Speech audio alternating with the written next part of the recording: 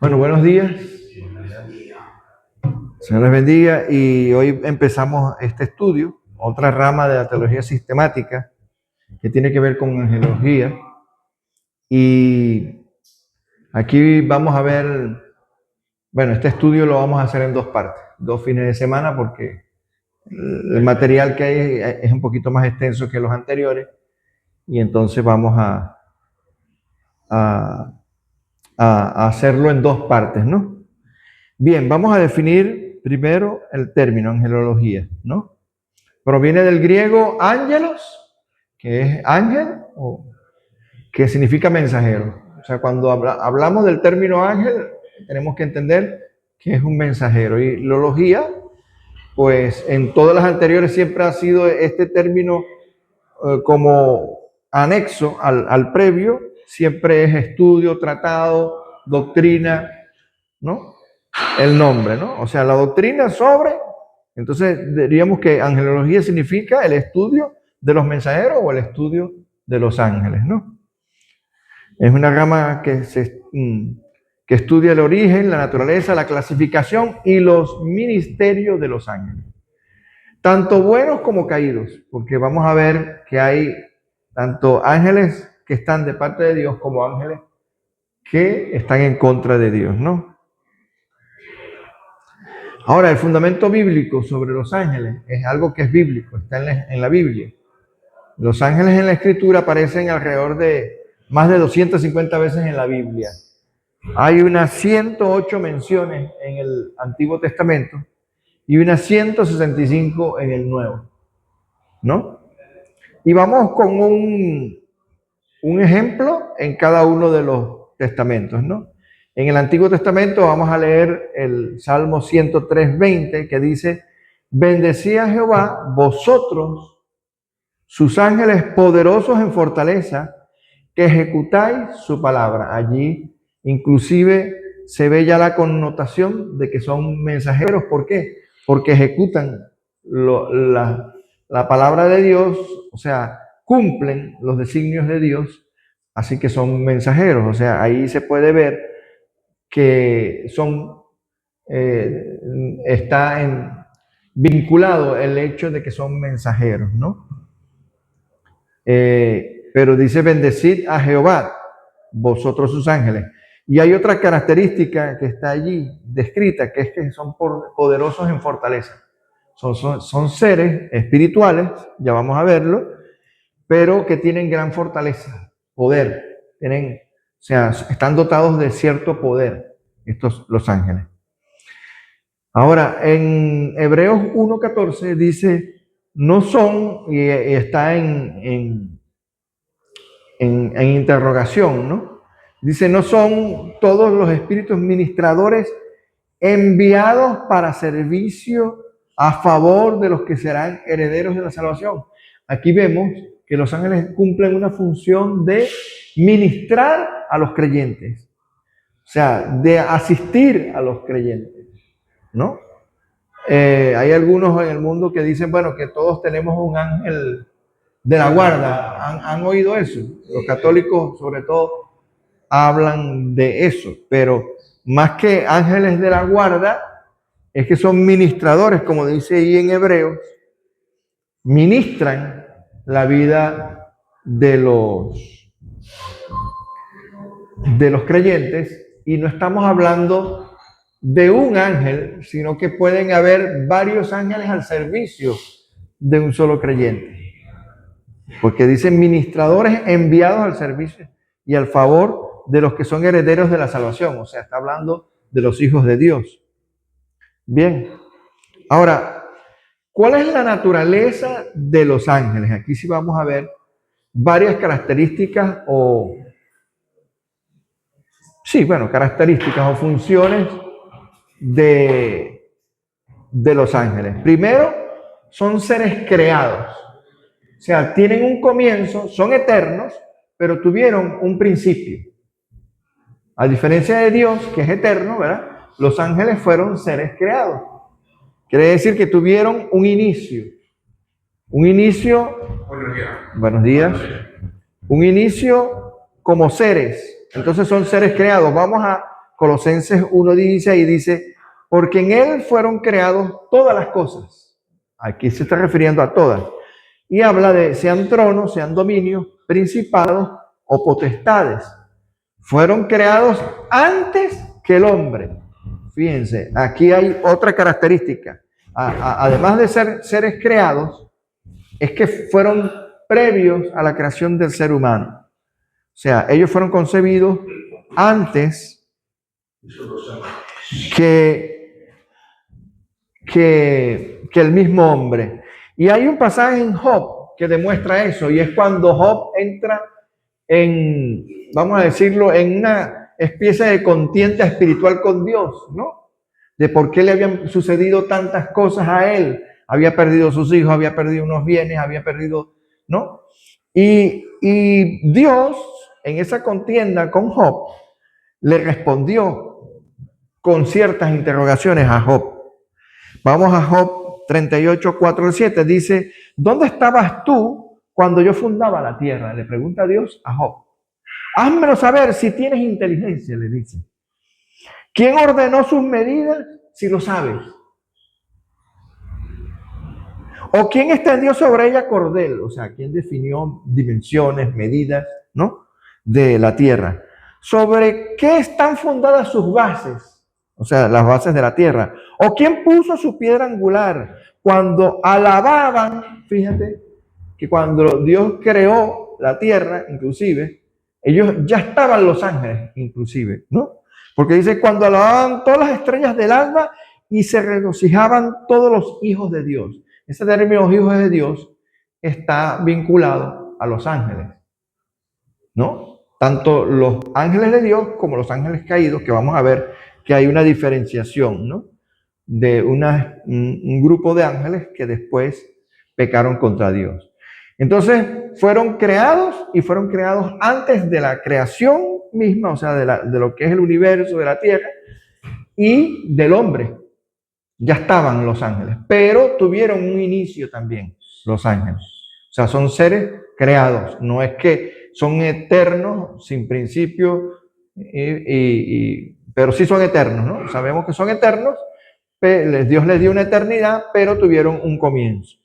Ahora, punto 2, son seres espirituales. No tienen un cuerpo físico, también lo vimos ya en Hebreos 1:14, de que son mensajeros enviados para ministrar a los hijos de Dios, pero pueden asumir forma humana. ¿Dónde pasa esto? Aquí hay dos citas bíblicas. Una está en Génesis 18:2 y es en una ocasión cuando Abraham recibe la visita de 3 de ellos. Inclusive uno de ellos dice ahí en la escritura en Génesis, era el ángel de Jehová, que es como una preconfiguración de Jesús. O una cristofanía, dicen algunos estudiosos. Cristofanía es algo así como una manifestación previa del Cristo.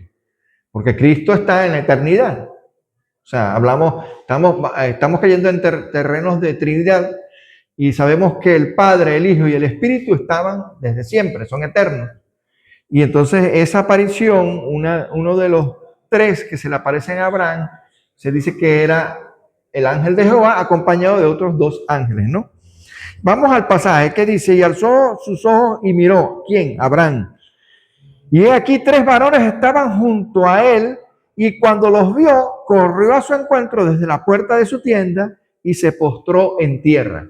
Se postró en tierra no tanto por los 2 acompañantes de este ángel de Jehová, sino por eso te digo, por una, vamos a decir que es como una manifestación de Dios en Cristo en el Antiguo Testamento, ¿no? Entonces esto, fíjense que tenían una forma humana, porque Abraham los vio y tenían forma humana, ¿no? Otro pasaje que habla de eso es en Lucas 26 y 38, y es el ángel Gabriel cuando se le pareció a María. No vamos a, claro, ahí hay versículos 28 al 38, es un pasaje muy extenso, pero es la aparición del ángel Gabriel cuando le anuncia el ángel a María de que iba a concebir y que iba a concebir de manera virginal de parte del Espíritu Santo y que el ser que en ella venía era un ser santo, que iba a ser llamado Hijo de Dios. O sea, era el anuncio de la venida del Hijo de Dios. Y se le apareció en forma humana el ángel Gabriel a María, ¿no? Esos son dos pasajes que demuestran que los ángeles pueden asumir una forma humana, ¿sí? También son seres personales. ¿Qué significa eso? Que poseen inteligencia, emociones y voluntad, ¿no? Aunque manifiestan, ya vimos que manifiestan la voluntad de Dios porque son mensajeros de Dios, pero manifiestan de alguna manera voluntad. Vamos al ejemplo de cuando manifiestan inteligencia. En el 2 Samuel 14:20 hay una situación donde a una mujer se le pidió que mintiese a David de parte de Joab. Joab era un rey de Israel que envió a una mujer para que mintiese sobre ciertos asuntos a David y su hijo y uno de sus hijos. Y entonces hay un versículo específico, el 20, donde dice la mujer que ya no podía ocultar esta mentira frente a David. Entonces la mujer dice y afirma lo siguiente: para mudar el aspecto de las cosas, o sea, vamos a decirlo de otra manera, mudar el aspecto de estas cosas es que para que mintiese sobre un asunto, ¿no? Ha hecho esto tu siervo, y ella confiesa quién fue la que la envió a mentir sobre este asunto. Tu siervo Joab, pero mi señor, entonces ella dice, pero mi señor, o sea, refiriéndose a David, conforme a la sabiduría de un ángel de Dios. O sea, ella misma reconoce que los ángeles de Dios poseen sabiduría para conocer todo lo que hay en la tierra. O sea, allí esta mujer, esta sierva, está manifestando que los ángeles conocen todo lo que hay en la tierra, ¿no? Pero hay muchísimos otros pasajes que hablan de eso, ¿no? Ya más adelante vamos a ver algún otro que también implica la inteligencia. Por ejemplo, los ángeles de Dios, dice la Escritura, también se regocijan cuando alguien cree, cuando alguien se convierte, se arrepiente y se convierte al Señor. Dice que hay fiesta. O sea, hay cierta inteligencia, hay también, aparte de la inteligencia, hay emociones. Ya lo vamos a ver. Lucas 15:10 dice, así os digo que hay gozo delante de los ángeles de Dios por un pecador que se arrepiente. Quiere decir que en el momento en que viene una conversión, una regeneración de alguien aquí en la tierra que recibe el Espíritu de Dios y es regenerado y nace de nuevo, en el cielo, en ese instante, los ángeles sufren gozo, muestran y manifiestan gozo ante la conversión de alguien aquí en la tierra. Entonces ahí estamos viendo involucrado emociones. ¿Cuál es la emoción? El gozo, ¿no? Y también hay una manifestación de inteligencia porque están razonando, están, ¿verdad?, manifestando una emoción, pero a la vez un conocimiento de que alguien aquí en la tierra se está convirtiendo al Señor, o sea, está siendo regenerado, ¿no? O sea, esto es algo que está todo ligado, no es que hay inteligencia pero no hay emociones, o hay emociones pero no hay inteligencia, sino que hay estos aspectos en estos seres espirituales, pero que también son personales. Otra cosa que manifiestan es voluntad. Segunda de Pedro, ¿por qué? Porque toman decisiones, y ya vamos a ver por qué. Segunda de Pedro 2, versículo 4. Fíjense lo que dice allí Pedro. Porque si Dios no perdonó a los ángeles que pecaron, ¿qué significa eso? Que ellos tenían voluntad. Hubo un grupo de ángeles en el cielo que tomaron una decisión junto con Satanás y fueron arrojados del cielo. ¿Por qué? Porque tomaron una decisión y pecaron frente a Dios. Ahí se manifiesta de que ellos también tienen voluntad. Los ángeles tuvieron voluntad, solo que fue una voluntad que fue en contra de Dios en rebelión a Dios, y por eso dice, pecaron, sino que arrojándolos al infierno los entregó a prisiones de oscuridad para ser reservados a un juicio. ¿No? Segunda de Pedro, capítulo 2, versículo 4, es el que he leído, ¿no?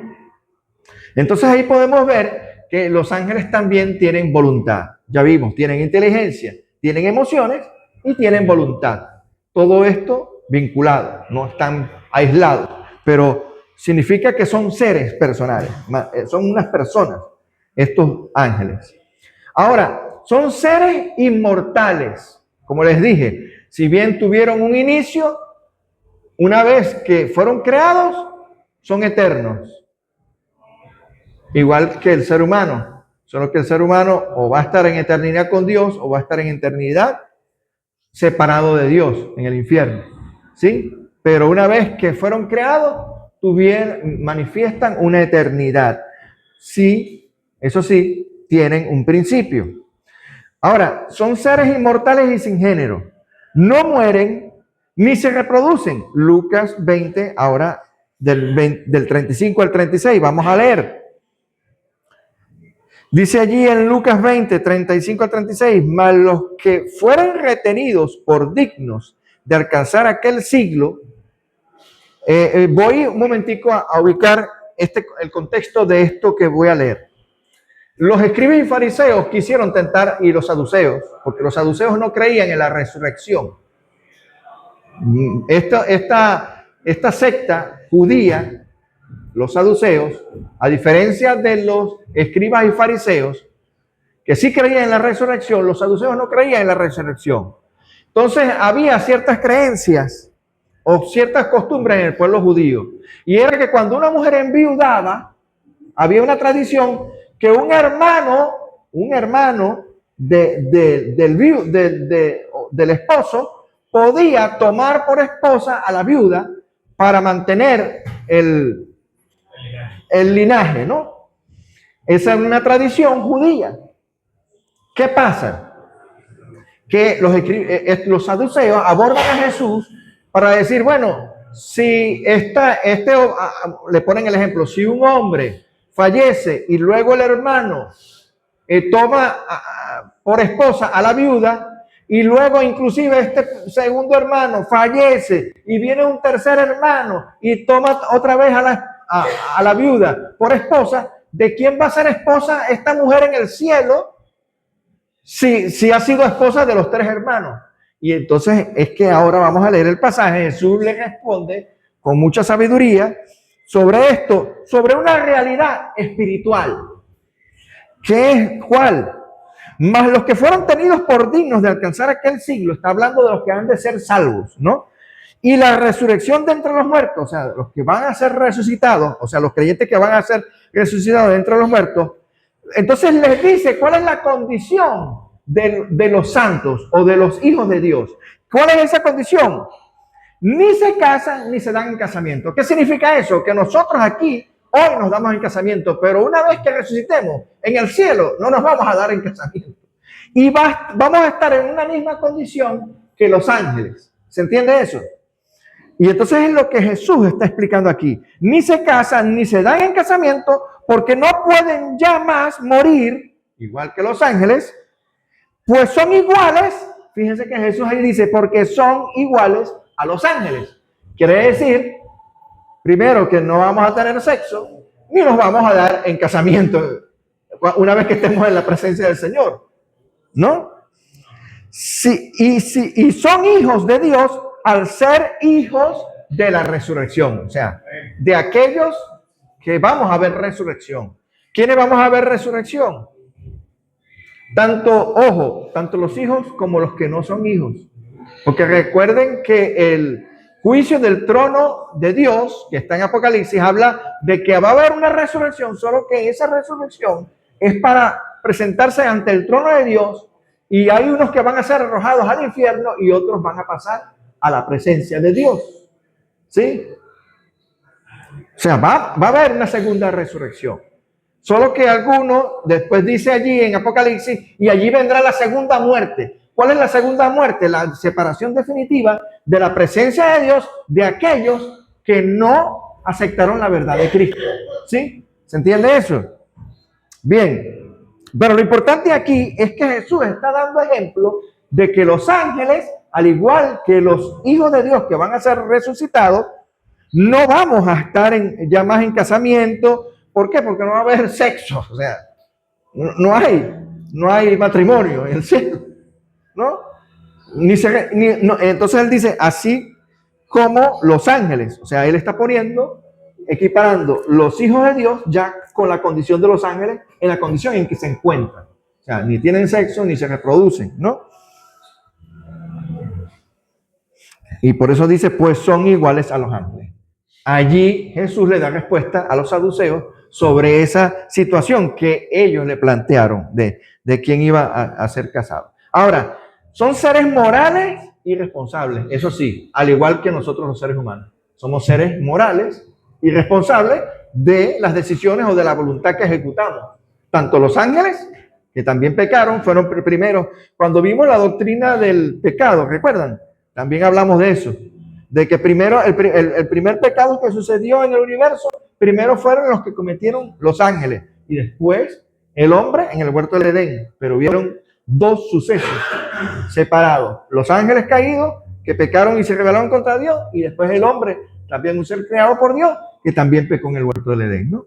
Ahora, son seres morales y responsables. Algunos permanecieron fieles a Dios, otros cayeron en rebelión junto a Satanás. Segunda de Pedro 2, que ya lo leímos, pero vamos a leer Judas 6.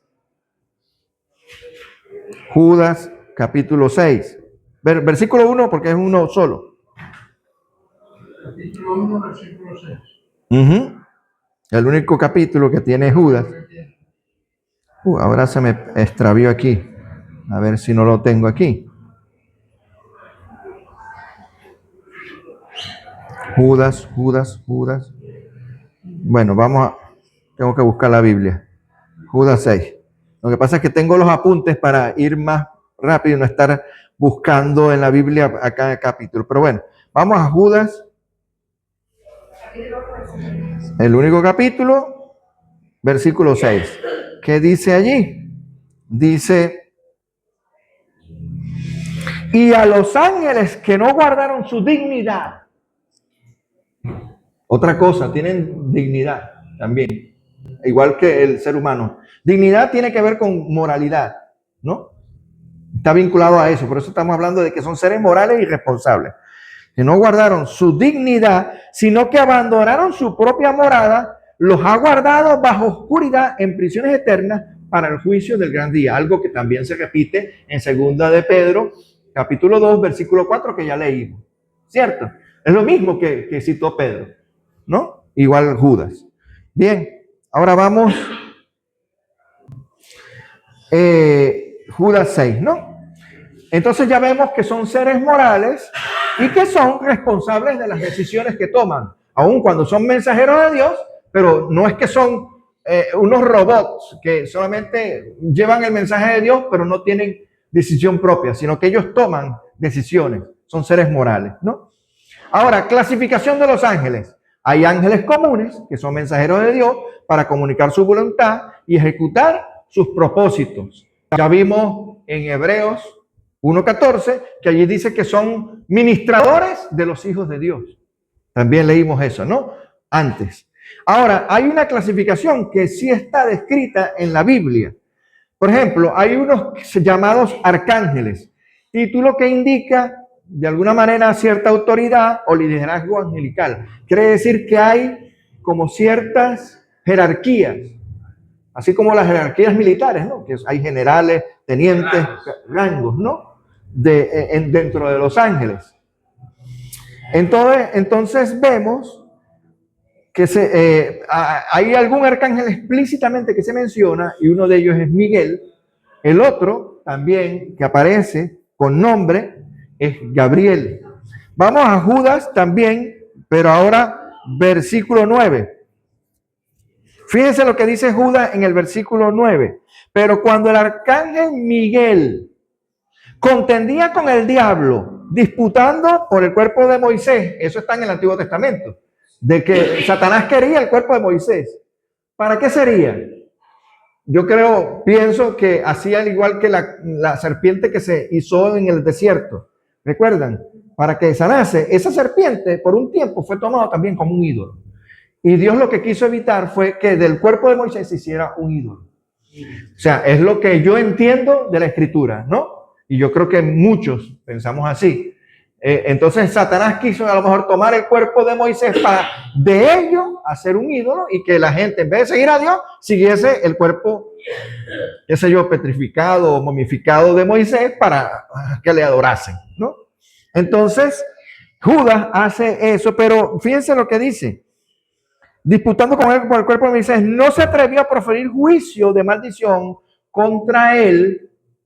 O sea, fíjense, es un ser moral y se retrajo, no quiso tomar hasta la jerarquía que él tiene y dice, sino que dijo el Señor te reprenda. O sea, sabiendo que quien tiene más autoridad que él mismo, que es un arcángel, es Dios. Y a veces nosotros los cristianos también tenemos ese problemita, que a veces nos excedemos y queremos estar. Siempre que reprendamos algo, que sea el Señor que lo reprenda. Cuando reprendamos, porque hay algunos que, bueno, te reprenden en el nombre de Jesús, pero eso, ok, en el nombre de Jesús, pero que sea el Señor el que reprenda, no somos nosotros, porque somos seres morales, que tenemos también voluntad, igual que los ángeles, pero tenemos a alguien que es cabeza, que es Cristo, ¿o no? Amén. Entonces, tenemos también que reconocer que hay autoridad en Dios. Él es el ser supremo, el rey del universo. Amén. Bueno, otra cosa, Daniel 10, otro pasaje donde se cita a Miguel. Daniel 10, 13 y 21. O sea, esos dos versículos aislados. Ahí recordemos, Daniel estaba orando. ¿Sí? Y se le aparece este ser, el arcángel. Mas el príncipe del reino de Persia se me opuso. Aquí Miguel se le aparece otra cosa, se le apareció con una prefiguración también algo humana, dice, y entra en conversación con Daniel, ¿no? Que era profeta. Y el arcángel le dice que el príncipe de Persia se lo opuso. Pero él le está diciendo que desde el mismo instante en que Daniel entró a orar, ya había de parte de Dios, Dios envió a estos mensajeros a consolar y a traer mensajes para Daniel, solo que había aquí un principado, mira, aquí también se ve la jerarquía, de que hubo una lucha, una batalla espiritual en el cielo que impidió que llegasen inmediatamente, y bueno, es lo que le está explicando el arcángel Miguel a Daniel, de que hubo una oposición, que él estaba orando y en el cielo había una oposición, una batalla espiritual. Fíjense, si eso sucede con Daniel, eso también pasa con nosotros, mis hermanos, cuando estamos orando. Por eso es que no debemos dejar de orar, de pedir por nuestra familia, de pedir, aunque haya una batalla en el cielo, pero esas oraciones en algún momento tendrán respuesta, mi hermano. Tenemos que confiar en eso. Ahí podemos también ver ese ejemplo, ¿no? Pero eso, y fíjense, posiblemente Gabriel también ocupa otro rango superior. ¿Por qué? Porque en Lucas, ya lo vemos cuando el arcángel Gabriel le dio el mensaje a María de que iba a concebir del Espíritu Santo. Eso es Lucas 1, del 19 y el 26. Pero también en Daniel 8, capítulo 8, versículo 16.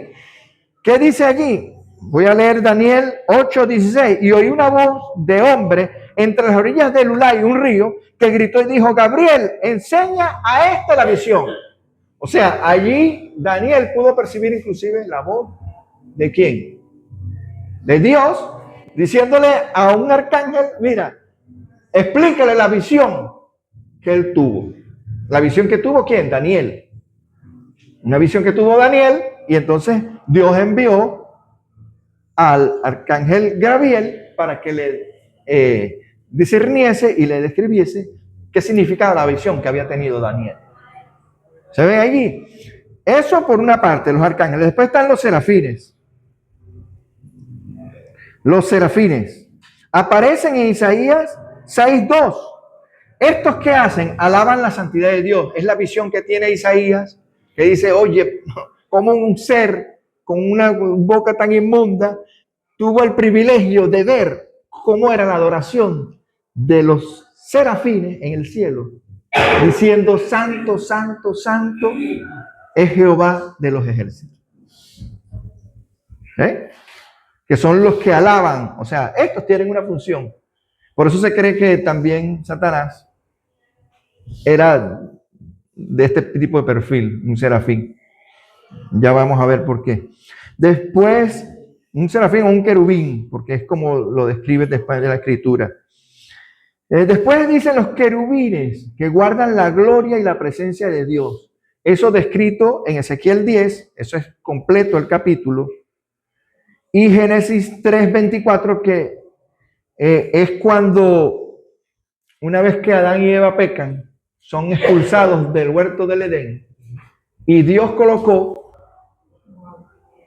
un ángel, pero que era un querubín que les impedía nuevamente ingresar al huerto. Ellos habían sido expulsados ya de lo que era santo, que era el huerto del Edén, y dice allí que habían unos ángeles con unas espadas que impedían el acceso de Adán y de Eva al huerto.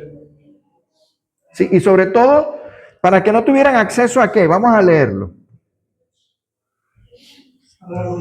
Al árbol de la vida. Ese es Génesis 3:24. Génesis 3:24. Echó pues fuera al hombre y puso al oriente del huerto del Edén querubines y una espada encendida que se revolvía por todos lados para guardar el camino del árbol de la vida. ¿Se ve? Pero colocó allí, ¿qué? Querubines. Luego están los principados, potestades y dominios. Eso aparece en Efesios 1:26. Dice que, hablando de Jesús, que lo colocó sobre todo principado y autoridad y poder. Por eso Jesús pudo decir, toda autoridad me es dada, una vez que resucitó. Le dijo a los discípulos, toda autoridad me es dada. ¿No? En el cielo, en la tierra y debajo de la tierra. ¿Por qué? Porque ya él estaba, y es lo que dice Efesios 1, sobre todo principado, autoridad y poder y señorío, y sobre todo nombre que se nombra, no solo en este siglo, sino también en el venidero. O sea, por los siglos de los siglos, ya él tomó autoridad sobre todo principado, potestad. ¿Por qué? Porque venció a la muerte, resucitó. Es el mismo Dios resucitado, ¿no? Funciones de los ángeles, ya lo hemos visto, pero aquí está como una tabla resumen. Adoran a Dios, participan en la adoración celestial. Ya vimos en Isaías 6:3, también Apocalipsis 4:8, lo pudo ver Juan. Dice, y los 4 seres vivientes tenían cada uno 6 alas y alrededor y por dentro estaban llenos de ojos y no cesaban día y noche de decir, santo, santo es el Señor Dios Todopoderoso, el que era, el que es y el que ha de venir. Amén. Sirven a los creyentes, ya lo vimos en Hebreos 1:14, que dice que ministran a los hijos de Dios, ministran, protegen al pueblo de Dios, ¿sí? Esa es otra función del ministerio angelical. Ejecutan juicios divinos. Sodoma y Gomorra, ¿saben? Por decir alguno. Ahí aparecieron unos ángeles, ¿verdad? Sacaron al sobrino de Abraham y a su esposa y a sus hijos, ¿verdad? Y ejecutaron un juicio sobre Sodoma y Gomorra. Y así muchos, también el juicio sobre Egipto, las plagas sobre Egipto. ¿Quiénes las ejecutaron? El ángel de la muerte, ¿no dice también? Que vino cuando cayó sobre los primogénitos, que murieron todos los primogénitos de Egipto. Eso lo ejecutó el ángel de la muerte, ¿no? Entonces cumplen castigos y juicios de Dios. Génesis, citas bíblicas, hay muchas, pero ahí están citadas apenas algunas. Génesis 19:13, Apocalipsis 8:9. Mensajeros de revelación, ya lo vimos en Lucas, cuando el ángel Gabriel le manifestó a María y también inclusive a la madre de Juan el Bautista. ¿Recuerdan? que porque la madre de Juan el Bautista también era estéril y sin embargo concibió, ¿sí? Y le llegó también un mensajero para decirle, mira, este va a ser, ¿no? También supo que había un mensaje y por supuesto que el padre como dudó, quedó mudo, el padre de Juan el Bautista, ¿recuerdan? No, bueno. Entonces ellos son mensajeros de revelación y comunican la voluntad divina. Ojo, porque por ahí hay muchos que se las dan de ángeles y no son ángeles. No, ahí dentro de la iglesia algunos que se quieren atribuir con la función de profeta, parecen ángeles también y comunican la voluntad divina y hablan y no hablan de parte de Dios. Bueno, acompañan a Cristo y eso lo vimos en su nacimiento, lo vimos en la tentación en el desierto. No dice que después que venció la tentación de Satanás, las 3 ofertas que le hizo Satanás, dice que vinieron ángeles y lo fortalecieron, después de 40 días de ayuno, ¿no?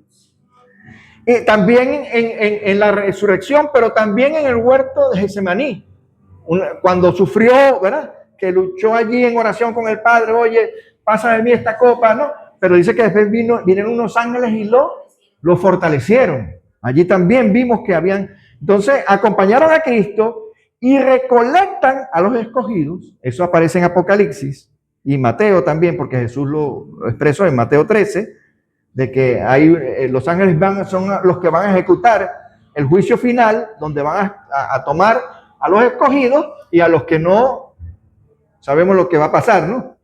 Entonces, y en Apocalipsis también habla sobre ello, ¿no? Mateo 13, versículos 39, 49, Mateo 24, versículos 31. Amén. Voy a dejarlo hasta aquí. A la siguiente semana vamos a hablar sobre los ángeles caídos y la demonología, que es una subdivisión dentro de la angelología. Vamos a ver más específicamente cuál es la situación de Satanás y esos ángeles caídos, ¿no? Hoy hemos visto esta primera parte y la semana que viene entramos en esta otra parte para entonces culminar lo que es angelología. Amén. Pero vamos a dejarlo hasta aquí por hoy. Si hay alguna pregunta de lo que hemos visto, a José